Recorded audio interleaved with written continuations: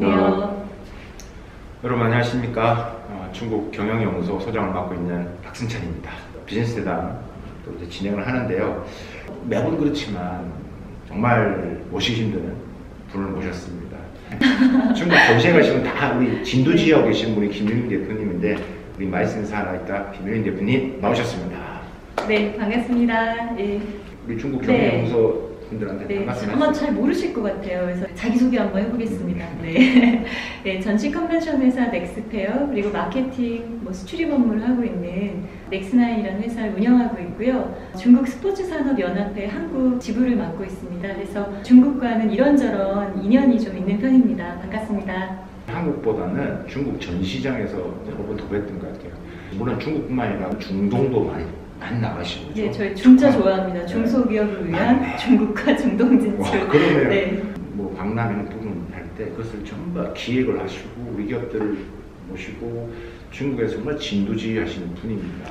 일단 그렇기 전에 중국 지금 오프라인 전시 상황 어떻습니까? 네.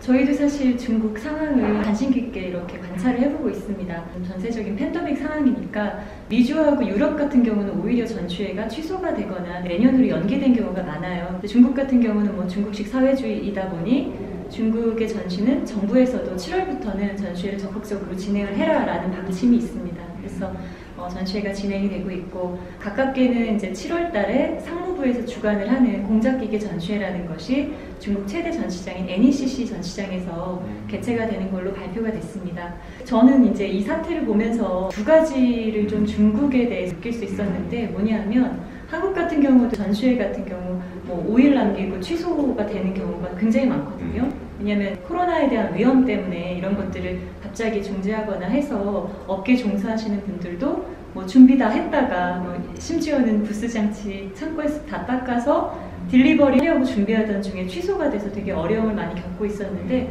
중국 같은 경우는 상대적으로 이런 것들을 이제 첫 번째로는 플랫폼을 만들었어요. 그래서 이 플랫폼에서 실시간으로 전국에 있는 전시회의 취소 현황 그리고 연기 현황 이런 것들을 실시간으로 모두에게 공개를 했다라는 거 그리고 그런 것들이 굉장히 빠르게 좀 움직였다라는 부분이 좀 인상 깊었고요. 두 번째로는 여기 중국 경영연구소다 보니까 아마 대부분의 시청자분들께서 중국에 아마 다 인연이 있으신 분들일 것 같은데요. 중국 같은 경우 베이샹, 광션에서 이제 그 도시의 순위를 매기잖아요. 전시 산업에 있어서는 4개의 도시를 마찬가지로 꼽습니다. 그래서 북경, 상해, 광주, 신천 정도를 꼽는데 그 중에서도 이제 상하이, 신천, 광주가 전시에서는 대표적인 그런 지역이라 할 수 있습니다. 근데 이제 상하이시에서 뭘 했냐면 이번 코로나 사태 때 8개의 전시장이 있어요. 그래서 그 8개 전시장이 발표를 합니다. 우리가 공간이 없어서 취소가 되는 일을 만들면 안 된다. 대부분의 이제 전시회를 참여하는 기업도 중소기업이고 주최를 하는 기업들도 중소기업이 많고 관련된 그 서비스를 하는 기업들도 중소기업들이 많은데 이런 생태계가 무너지면 굉장히 중소기업들에게 타격이 크다라는 입장을 밝히고 지금 매년 2,000개의 전시회 중에서 현재 취소된 것은 20여 건 정도밖에 없고 대부분 3, 4분기, 4, 4분기로 전시회가 이제 연기가 됐다라는 점은 놀라운 일일 것 같습니다. 가방이 다 할 수 있겠습니까? 지금 많이 물어보시는데. 네, 저 역시도 또 중국 대사관이라든가 여러 그 채널 통해서 확인을 좀 해보고 있는데 개최는 될 것 같은데 개최에 대한 어떤 이제 규모나 이런 것들이 조금 축소될 수 있고 그리고 과거에는 무조건 크고 그 다음에 이제 참관객 같은 경우도 B2C도 되게 많이 개방하는 그런 형태였다면 지금 같은 경우는 초청자만 오게 한다던가 꼭 필요한 사람만 모이는 형태로 지금 많이 이제 변경이 되고 있는 상태입니다. 이거는 이제 중국만 그런 건 아니고 지금 독일 같은 경우도 과거에 B2C로 개방을 했던 전시회도 B2B로 좀 더 밀도 있게 그리고 좀 더 규모는 작지만 전문화되어 이렇게 진행하고자 하는 그런 분위기들이 많이 있습니다. 하반기에 또 진행되는 코로나 상황에 따라서 또 뒤처진 거예요. 맞습니다. 그래서 관전을 좀 해봐야 되는 문제인 것 같고요. 저희가 과거 메르스나 사스 때도 전시회를 개최를 했던 경험도 있고 그때 이제 사전 사후에 어려움을 겪었던 것도 현장에서 고스란히 이제 느꼈었는데 그래서 저는 지금은 여러 가지 방법론을 다 열어놓은 상태에서 다각도로 준비를 해야 되지 않나라는 생각을 하는데요.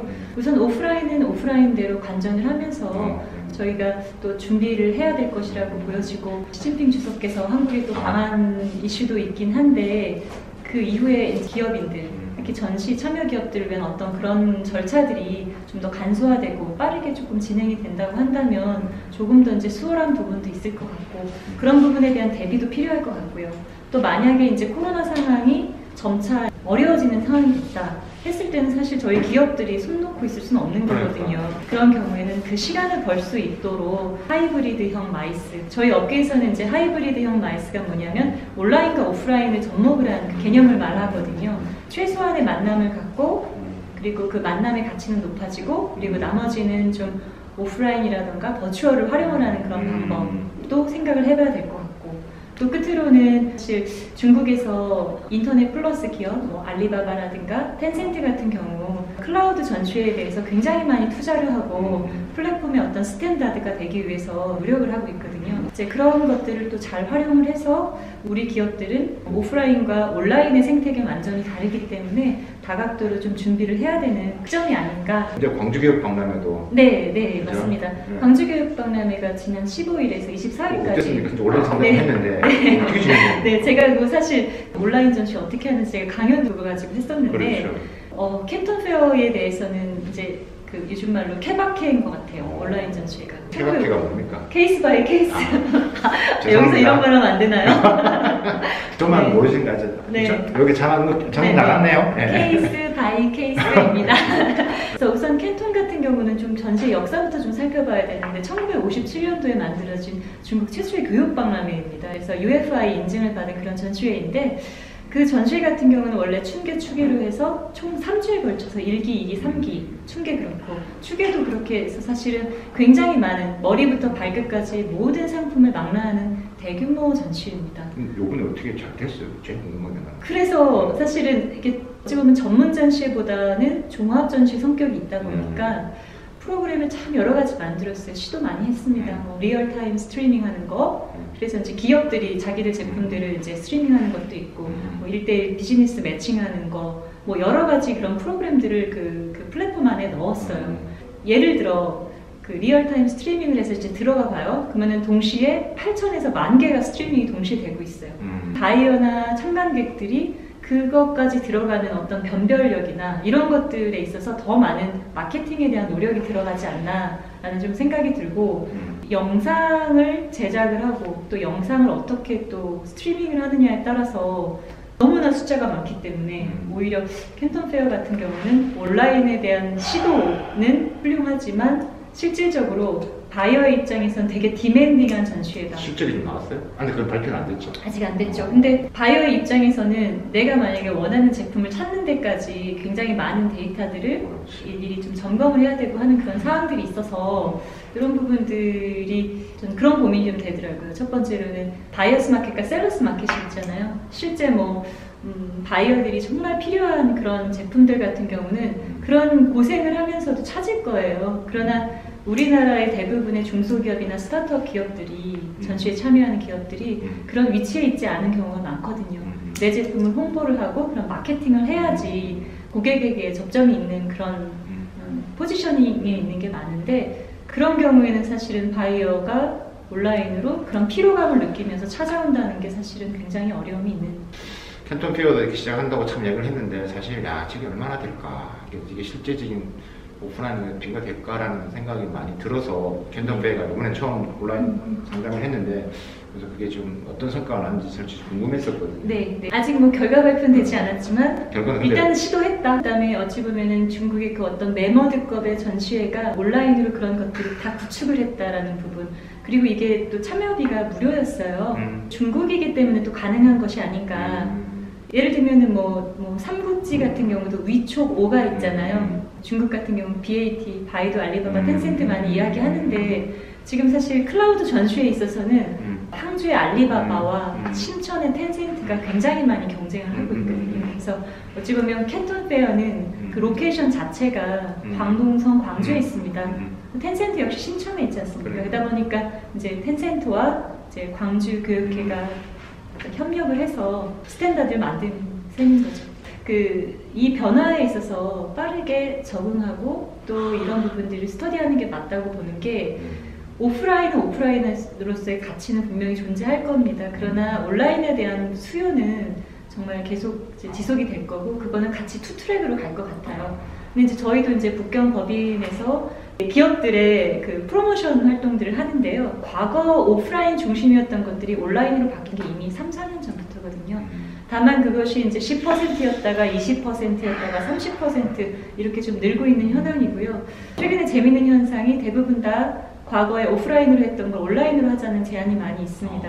그러면 이제 기술 기업이 할 수 있는 일은 아니거든요. 그래서 기획자의 몫이 분명히 있고 그리고 그런 것들을 저희가 설계를 하죠. 그리고 좋은 기술 기업들과 같이 협업을 해서 좀 더 폭넓게 가야 되는 부분이 맞는 것 같고 최근에는 또 재미있는 현상이 한국의 이제 K-방역이라던가 이런 기술에 대한 어떤 홍보가 좀 많이 됐잖아요. 인도 정부에서 온라인 전시회 한국 시스템을 개발해서 같이 하고 싶다. 분야도 되게 다양해요. 뭐 섬유부터 ICT까지. 어쨌든 앞으로는 온라인, 오프라인 같이 가야 될 것 같다. 기업분들이 좀 주의사항. 알아야 주의사항 것들. 첫 번째, 특히 영상으로 이렇게 활용을 하게 되는 경우에 초상권 문제라든가 IP 문제가 굉장히 중요해질 것 같습니다.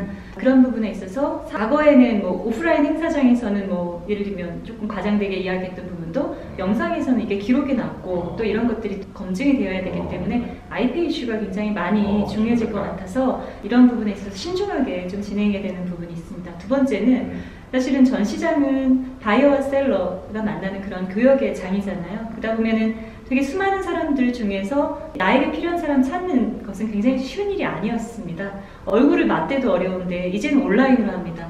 온라인으로 정말 적당히 영상 잘 찍고 그리고 적당히 내가 되게 뭔가 많이 살 것 같고 이런 식으로 하는 페이크 프로덕트, 그다음에 페이크 바이어들이 굉장히 활기를 칠 수가 있을 것 같습니다. 그래서 이런 부분에 대한 어떤 신용, 크레딧에 대한 것들이 굉장히 많이 중요해질 것 같은데 이런 부분을 극복하기 위해서는 이제 특히 중국 같은 경우는 무료 어플리케이션 중에 신용평가하는 그런 앱들이 있어요. 뭐 지차차 같은 것도 좋은 또 하나의 방법일 것 같고 현재 있는 정부나 아니면 민간 전문 플레이어들이 있습니다. 그래서 그런 기관이나 기업들과 협업을 해서 시행착오 그런 것들을 좀 줄이는 것도 중요한 방법일 것 같습니다.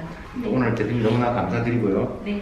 교수님 저 하나만 말씀드려도 괜찮을까요? 네. 혹시 이제 신천에 오시거든 저희가 IDG라는 글로벌 투자사와 함께 알고 있어요. 네, 인큐베이터 센터 운영하고 있습니다. 오. 그래서 신천 오시면 저희가 텐센트 38층 건물에 위치하고 있어요. 그래서 예, 참관도 오시고 또 중국의 어떤 스타트업 생태계라던가 이런 것들 또 스터디하실 수 있는 중국 경영연구소 비즈니스 대담 여기서 마치도록 하겠습니다. 네, 오늘 소중한 기회 마련해 주셔서 감사합니다. 감사합니다.